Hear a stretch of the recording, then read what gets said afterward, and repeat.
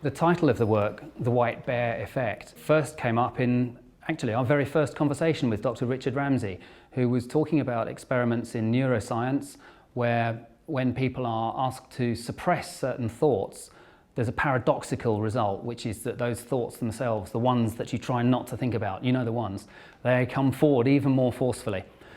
We thought this was a fascinating thing in what we know as a kind of media-saturated world that we live in.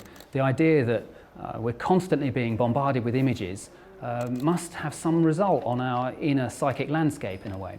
And the idea that instead of being told what you should think about, being told that you shouldn't think about something seems to correlate perfectly with this idea of attempting to influence people's thoughts and perhaps their behaviour.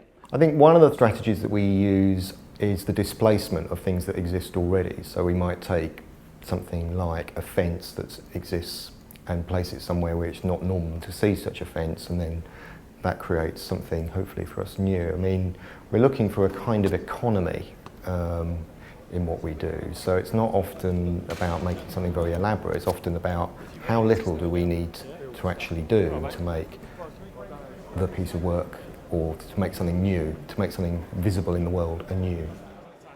At the heart of this project is an engagement with the notion of the spectacle.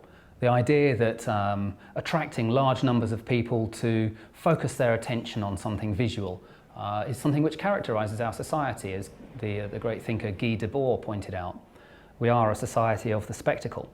And there's something about the ability of the media in our contemporary society to hold people's attention, which is really compelling. And we felt that the technology of attracting people's attention through the light-emitting diode was something that was very particular to our time. The spectacle has existed since the mass audience, since the development of cinema, and before, of course. But in modernity, the idea of gathering a large number of people together in the same space to bear witness or to indulge in a visual experience is something really characteristic of our times.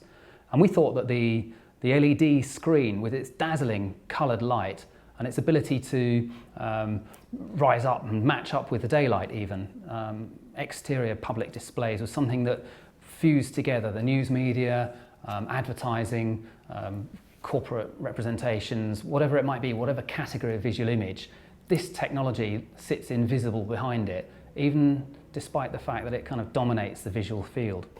And this work is new, it's not like anything we've done before, but it does have some similarities and points of connection with what we've done before, in the sense that it's a ready-made.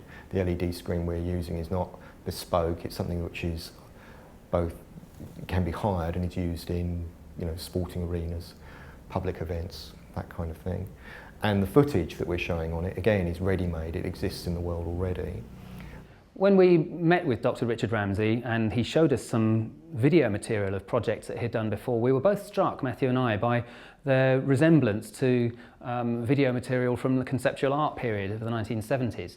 And we thought this was extraordinary, how the repetition, the deadpan, flat and steady gaze of the camera at apparently banal events, but in pursuit of some underlying truth, was something that any conceptualist would identify with. And there's something about the rigour of a scientific experiment there, which I think the conceptualist has aspired to. From the start, we were excited by the possibilities and thought, here's something where there really could be a kind of meeting of minds from very different points of view that will result in something worth looking at. But we were interested in the idea of perception and the idea of cognition and the idea of where, you know, the idea of delay and the idea of how you can focus on something or not focus on something. And in a way, this work, we've seen the LED, we've got the video footage that we want to use, but bringing those things together will be, like all our work actually, a kind of experiment. Close up, the image dissolves into an abstract flow of coloured light. From a distance, it's easy to recognise as a media spectacular in some form, as a figurative image. But what about in between? Where is this zone in between when it's not quite clear whether what we're experiencing is perception or cognition, or conversely whether it's an abstract experience, kind of formalist coloured light, or a figurative thing which is to do with media imagery? And that's something which the physical experience of vision embodied in real space of the gallery would allow us to explore. So I think in a way arm's length is where anything less than arm's length, there's no chance of perceiving it as an image. No, but meanwhile, I suppose we should just look at our point Yeah, I mean, for me, where we think it meets white. And I should get my tape measure out, David. that's a very good idea. Yeah. I think the point of contact, when it's no longer an image or even a light source, but an object. One of the most important meeting points was between two different perspectives, that of the artist and that of the scientist. And we found that actually there was a convergence between the neuroscientist's interest in the boundary, if you will, between perception and cognition. And we found that actually this mapped over an enduring question in art, which is the relationship between abstraction and figuration. And actually the moment, in a way, the zone, if you will, between these two different states, when does an abstract image become figurative, or vice versa?